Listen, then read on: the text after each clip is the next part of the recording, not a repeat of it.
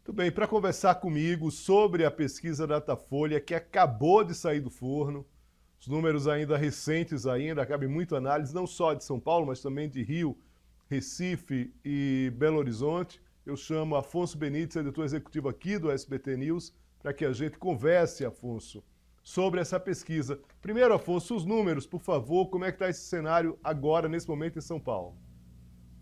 Ô Léo, boa tarde a você, boa tarde a todos que nos acompanham. O Instituto Datafolha divulgou agora há pouco esses dados de São Paulo e o cenário é o seguinte: há um empate técnico na liderança ali por conta da margem de erro, que é de 3 pontos percentuais. Em primeiro lugar, tem Guilherme Boulos com 26%. Na sequência, aparecem ali exatamente com a mesma percentagem o Ricardo Nunes, que é o atual prefeito, e o Pablo Marçal, os dois com 24% das intenções de voto. Então, desculpa, eu falei errado, não são 3 pontos percentuais, são 2 pontos percentuais a margem de erro ali. Depois desse primeiro pelotão, aparece ali com menos chances reduzidíssimas de irem para o segundo turno, Tabata Amaral do PSB com 11%, José Luiz da Atena do PSDB com 4%, Marina Helena do Novo tem 2%, e os demais ali, Bebeto Haddad, Ricardo Senesi, João Pimenta e Altino Prazeres, que não pontuaram. Nulo e branco 6%, e indecisos, isso me chamou bastante atenção, apenas 3% dos eleitores de São Paulo estão indecisos. O voto parece que está mais consolidado neste momento, Léo, apesar de estar bem embolado ali nessa reta final, a 3 dias aí das eleições municipais de 2024.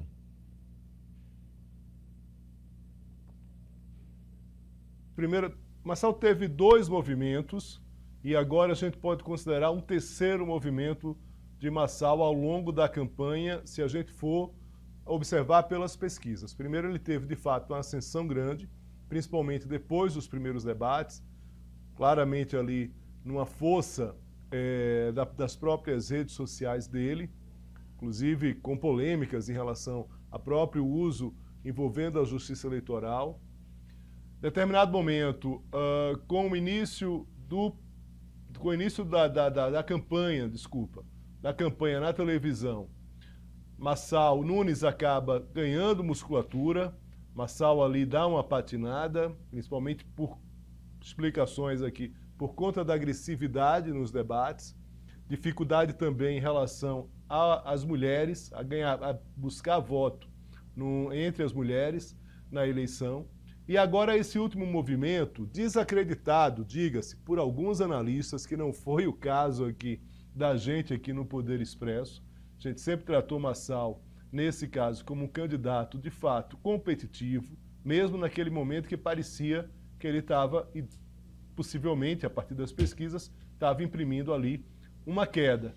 E agora mostra claramente ali que está tudo embolado ali para o primeiro turno da eleição de São Paulo, mas Marçal vem com força, vem mostrando resiliência e mais do que isso, mostra agora nessa última pesquisa um avanço, Afonso.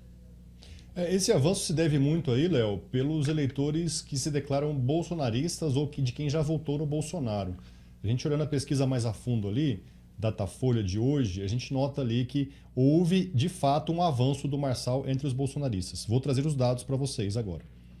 Olha só, 43% dos que declaravam voto no influenciador lá na pesquisa anterior votaram no Bolsonaro. E 39% que votaram no Bolsonaro agora votavam no prefeito. Então era 43 a 39 dos eleitores bolsonaristas, né? Agora é 51 a 32. Então vamos lá. O Marçal ganhou 8 pontos. O Nunes perdeu 7 pontos entre os bolsonaristas.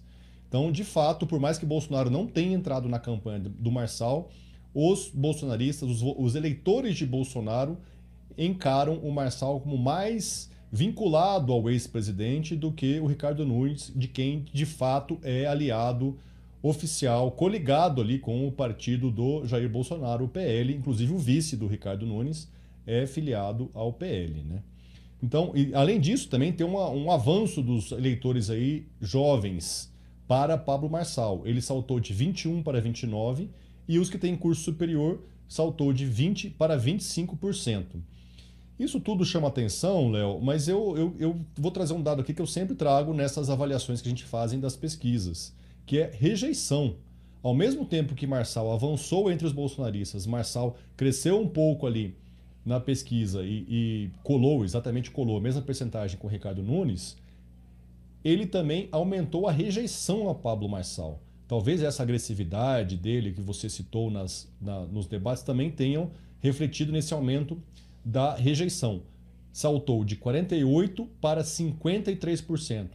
Ele é o candidato mais rejeitado entre os eleitores de São Paulo, conforme essa pesquisa Datafolha. A rejeição de Boulos é de 38% e a rejeição de Nunes é de 23%. O índice do Boulos ele manteve igual, não teve oscilação, e no caso do Ricardo Nunes, ele oscilou 2 pontos para cima. O que ele tinha ali como, eu sou o menos rejeitado entre os eleitores paulistanos, continua sendo menos dessa tríplice ali, né? Desses 3 que estão no topo ali, né? Continua sendo, mas ele está um pouquinho mais, teve um pouquinho maior de rejeição ali, 2 pontos percentuais, o que pode ser também a margem de erro, né? Mas tem essa questão. Lembrando que chegar em segundo turno com a rejeição tão alta é sinal de que é um sinal ruim ali, um sinal de alerta para o candidato que chega lá. Já que falei de segundo turno, vou trazer também aqui os números de segundo turno, Léo. A disputa entre Nunes e Marçal, o prefeito chega com 56% das intenções de voto, enquanto o antigo coach, o ex-coach, aí tem 28%. Já se a disputa for entre Boulos e Marçal, seria 36% para o Marçal e 48% para o Boulos, ou seja, o atual deputado federal seria eleito. Os dois com mais chances de irem para o segundo turno contra Pablo Marçal ou venceriam caso a disputa fosse ali contra ele, Léo. Muito bem, Afonso, eu vou chamar para conversar com a gente, aqui para dividir tela com a gente, o José Veríssimo, doutor em Ciência Política pela USP. Professor, muito obrigado aqui pela presença. Professor, vamos lá, primeira pergunta, quem é que vai para o segundo turno na eleição de São Paulo? É um xiste, claro, é uma brincadeira. Um cenário completamente improvável, mas eu queria uma análise do senhor aí.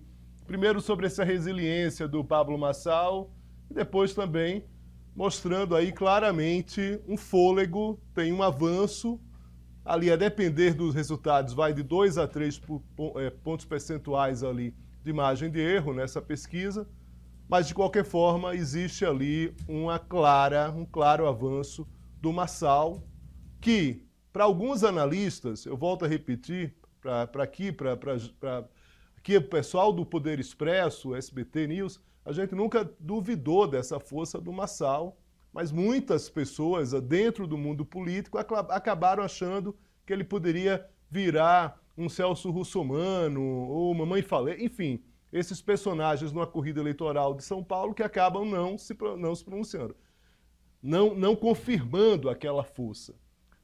Uma pesquisa com 3 dias da campanha não dá para desconsiderar a força do Marçal. Seria muito difícil que o Marçal, em 3 dias, esvaziasse e mostrasse uma frustração em relação a essa força que ele vem mostrando em todas as pesquisas, incluindo aí a Folha de São Paulo divulgada agora, professor. Boa tarde, Léo. Boa tarde, Afonso, a todas as pessoas. Satisfação estar aqui com vocês. De fato, eu acho que está embolado, né? Como você começa falando, e estamos vendo isso pela pesquisa e pela manutenção do Marçal ao longo da campanha como um candidato competitivo, sempre ali aparecendo entre os 3 primeiros, né, nas intenções de votos das pesquisas, e agora nesse último Datafolha. De fato um candidato competitivo, e a gente está levando em consideração alguns fenômenos que a gente já conhece na ciência política, como voto envergonhado, por exemplo, né? Isso acontece nas eleições, já não é de hoje, mas de fato houve esse movimento, esse crescimento do Marçal nessa última semana, né? Ele evolui aí 3 pontos da última pesquisa para essa, mas a gente tem que lembrar que o Marçal, diferente dessas outras personagens que você cita, Léo, ele tem uma capilaridade, ele está demonstrando uma capilaridade entre o eleitorado, principalmente quando a gente considera o movimento do qual ele está coordenando junto à sociedade civil, o QGR, né? Que é o Quartel-General do Reino. Então, se a gente pensar nesse movimento, com a capilaridade que ele tem, com a quantidade de células que ele tem espalhadas hoje, não apenas pela cidade de São Paulo, mas pelo país, a gente está vendo um fenômeno que é um fenômeno com capilaridade na sociedade que está imiscuído, que está misturado, né, com as pessoas, fazendo um trabalho que não começou agora nesta eleição municipal. Então, quando a gente percebe, por exemplo, eu tenho dificuldade de dizer que seja, por exemplo, uma herança dos votos bolsonaristas ou exclusivamente uma disputa dos votos bolsonaristas. Se a gente puxa na memória, São Paulo tem um comportamento de eleição de perfis similares ao longo do tempo, né? São Paulo elegeu Paulo Maluf, São Paulo elegeu Jânio Quadros, né? A gente tem um perfil de eleitora, de eleitor na cidade de São Paulo, que tende a olhar para perfis políticos com algum carisma e algum apelo popular e com um posicionamento mais conservador, com um certo carinho eleitoral, por assim dizer. Né? Então, fico pensando que a gente está tratando de um fenômeno, por um lado, com uma capilaridade social maior do que a dessas outras personagens que você cita, Mamãe Falei, etc. Não é? Ele não começou esse movimento para esta campanha, e por outro, a gente está falando de uma cultura política na cidade de São Paulo que tende, de tempos em tempos, com a oscilação desse pêndulo político, a considerar esse tipo de caráter político que é mais popular e que consegue conversar com mais facilidade e tem uma capilaridade social mais ampla junto ao eleitorado. Afonso, com base nos números que você traz, eu queria que você fizesse uma pergunta para o professor. Claro, professor, eu queria que o senhor avaliasse essa questão da rejeição, né? Eu sempre trago aqui, quando a gente fala de Datafolha principalmente, essa rejeição, e Pablo Marçal tem uma rejeição alta, né? Como ele poderia se tornar prefeito tendo mais de 50%, para ser específico aqui, 53% dos eleitores o rejeitando? Eu penso que a polarização, ela explica eleições com alto grau de rejeição. Né? Então, assim, a eleição ideal, tanto para o Pablo Marçal quanto para o Boulos, é a disputa entre ambos. Porque o Nunes, entendo uma rejeição baixa, né? Ele consegue navegar entre as rejeições absolutas dos dois outros candidatos. Então ele acaba herdando isso. E aí sim eu penso que a rejeição explica o resultado do Nunes, como está demonstrado na pesquisa. Não é? Mas é uma eleição, por mais que pareça simples um segundo turno para o Boulos, como aparece na pesquisa, por exemplo, em relação ao Pablo Marçal, eu tenho dúvidas. Porque quando o fenômeno da polarização ele aparece, ele surge, ele de fato divide afetivamente as pessoas. E aí você vê no comportamento desse eleitor, dessa eleitora no município, uma manifestação mais endurecida do seu posicionamento, levando essas pessoas a comportamentos irreconciliáveis. Não é? Não que o Nunes seja um ponto de conciliação, mas como a rejeição dele é menor, ele tende a pegar aspectos que não sejam polarizadores dos indivíduos, porque uma eleição é um cálculo complexo. Né? Há diversos aspectos, principalmente uma eleição municipal. As pessoas estão vendo o esgoto, as pessoas estão vendo a enchente, as pessoas estão vendo o posto de saúde, as pessoas elas vivem na cidade. Né? Então, o fenômeno da polarização ele acaba se diluindo na experiência da cidadania com as políticas públicas e com os serviços sociais que são distribuídos. Isso o Nunes tem de vantagem com a baixa rejeição. Mas a alta rejeição dos outros dois candidatos cria um fenômeno de polarização para o segundo turno, que acho que é o que de fato vai explicar o comportamento do eleitor e do eleitor no segundo turno, mais do que a rejeição.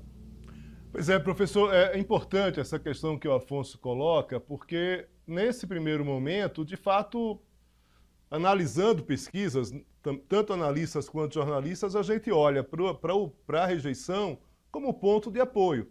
Mas a partir do segundo turno, é como o senhor falou, chega um momento que o número de votos de um e o número de votos do outro e numa eleição polarizada, ela significa a mesma coisa em relação à rejeição. Então é um cálculo que você, no caso da rejeição, isso aconteceu nas eleições anteriores, tanto em 18 quanto em 22, que a rejeição no segundo turno, por mais que seja importante a gente avaliar, ela acaba perdendo um pouco da importância diante da polarização, porque vai ser exatamente o espelho reverso do índice de aprovação, ou seja, do voto efetivo daquele candidato naquela disputa.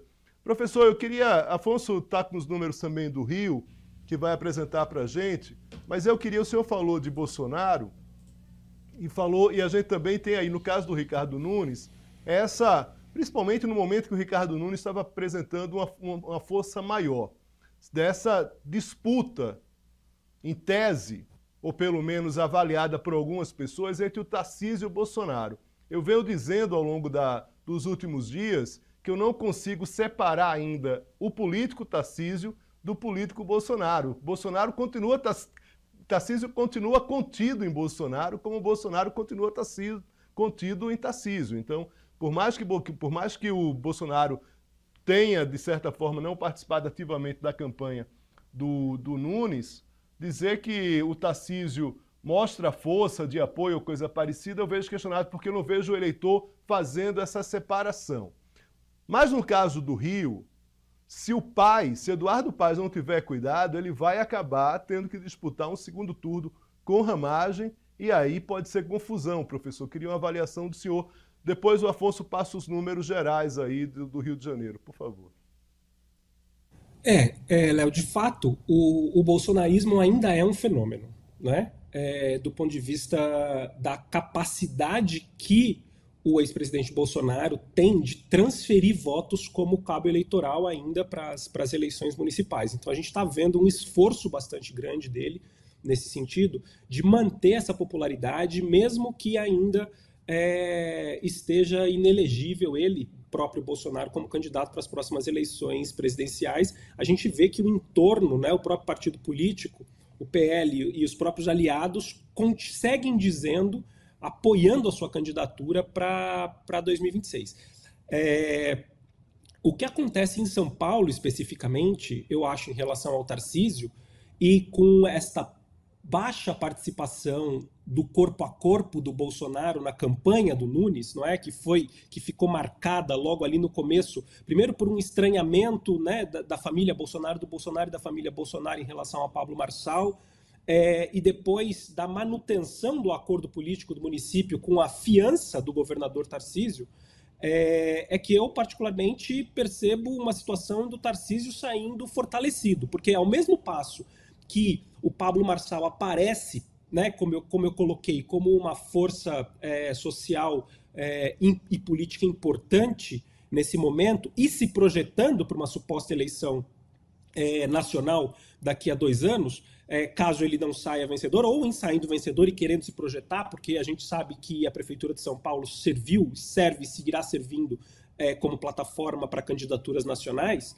O governador do estado de São Paulo hoje, o Tarcísio, sai mais fortalecido como figura política, não é, para essa mesma disputa daqui a 2 anos. Então, o que a gente está vendo também nessa eleição, nesse confronto municipal em São Paulo, é muito uma prévia, um aquecimento de como que as forças políticas vão se comportar e vão se alinhar para essa eleição nacional daqui a 2 anos. Porque a pergunta que fica e o Pablo Marçal, saindo dessa eleição com a sua imagem política fortalecida, como é o que vai acontecer, independentemente do resultado, até por conta de todo o movimento de capilaridade social que ele tem, como eu coloquei, que lugar ele ocuparia numa eleição presidencial, numa eleição majoritária em 2026. Lembrando que a gente vai ter 2 cadeiras para o Senado concorrendo em São Paulo e no Brasil inteiro, em todas as unidades da federação, em 2026, não é? Os Bolsonaro têm o nome do Eduardo como um nome quase certo para concorrer a uma das cadeiras de São Paulo. Mas, do que a gente está falando, afinal de contas? Mas, do ponto de vista, e para responder especificamente à sua observação, eu particularmente penso que o governador de São Paulo sai com uma imagem própria mais fortalecida, mesmo com todo o esforço que o Bolsonaro tem feito em prefeituras diversas e em capitais ao longo do país, no sentido de fortalecer essas campanhas. Afonso, você está com os números do Rio para a gente? Vamos lá. Essa preocupação que você demonstrou, Léo, ela existe, mas honestamente eu acho difícil dar tempo dessa virada, né? Porque, vamos lá, um mês atrás, em comparação com um mês atrás, Eduardo Paes perdeu 5 pontos e o delegado Ramagem subiu 11 pontos. Qual que é o cenário hoje? Paes, candidato à reeleição, tem 54% das intenções de voto. Já o Ramagem, que é o candidato do Bolsonaro, tem 22% das intenções de voto. No cenário hoje, Eduardo Paes seria reeleito no primeiro turno. Lembrando que Paes, lá não há essa polarização aí de PT e PL tão descarada, porque o Eduardo Paes não tem ali a figura do Lula como seu padrinho político, né? Ao contrário do Ramagem, que tem o Bolsonaro como o seu fiador da campanha eleitoral ali, né? Muito bem. Professor, voltando aqui para a questão de São Paulo, o que é que o senhor avalia agora nessas últimas horas, nesses últimos 3 dias? Existe uma preocupação aí em relação a voto útil, que eu acho que é importante que a gente trate aqui, né? Tanto em relação ao Boulos para a Tabata, uma resiliência da Tabata que mostra que vai ser difícil entregar o jogo ali, o eleitor dela mostra que talvez não entregue esse jogo para o Boulos ir para o segundo turno.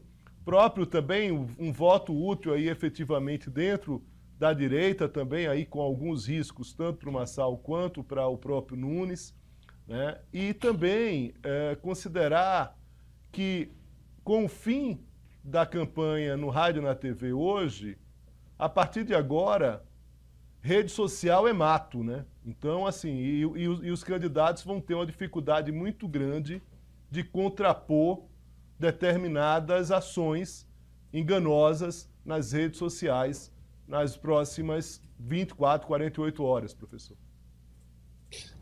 De fato. Esses próximos dias, de agora até o pleito, né?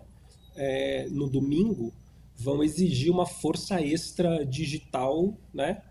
De todos os candidatos, de todas as candidatas.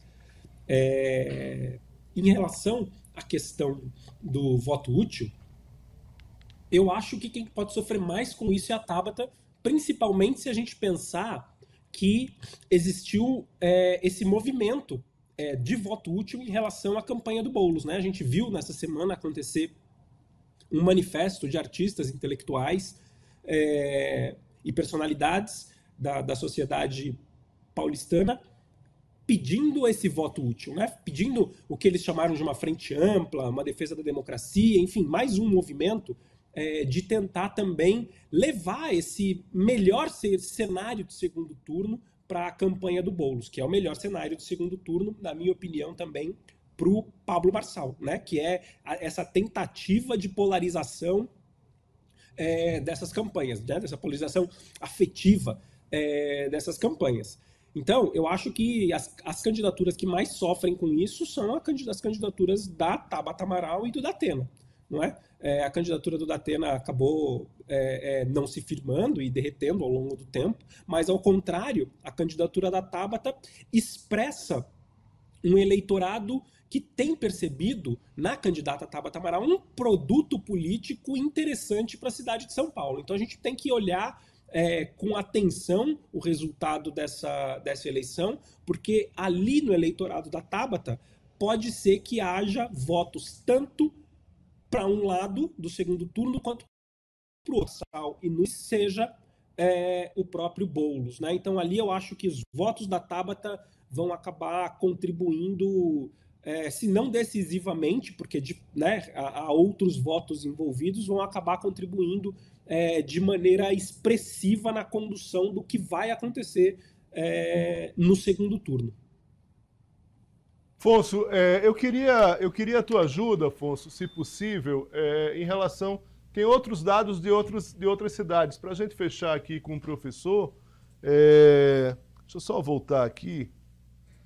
Podemos lá, Léo. Olha lá. João Campos, isso aí a gente nem discute desde o começo, aí, praticamente reeleito conforme as pesquisas, né? 74% das intenções de voto no Recife, né?